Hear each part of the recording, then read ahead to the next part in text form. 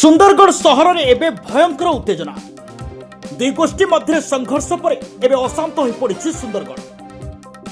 स्थिति को दृष्टि रखी प्रशासन पक्षर सहर में 163 धारा लागू कर इंटरनेट सेवा को संपूर्ण बंद कर रणक्षेत्र पालटि सुंदरगढ़ रिजेंट मार्केट अंचल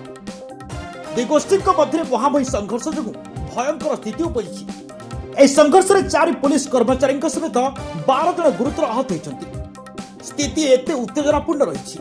आज संध्या 6टा पर्यंत सहर में इंटरनेट सेवा को बंद कर तेज सुरक्षा दृष्टि समस्त स्कूल और कॉलेज बंद रही आईन श्रृंखला स्थिति नियंत्रण पर सहर में मोट 19 प्लाटून पुलिस फोर्स मुतयन रही राति सारा पुलिस पक्षर कड़ा पाट्रोलिंग घटनास्थल में पश्चिमांचल डीआईजी ब्रिजेश राय पहुंची लोकों शांति रक्षा अपील कर हिंसाकांड घटना पुलिस वर्तमान सुधा 2 जन को अटक रखी पचराउचरा करुछि खूब शीघ्र शांति कमिटी बैठक बसवाक बेले दोषी विरुद्ध कड़ा कार्यानुष्ठान ग्रहण करा प्रशासन पक्षर स्पष्ट करा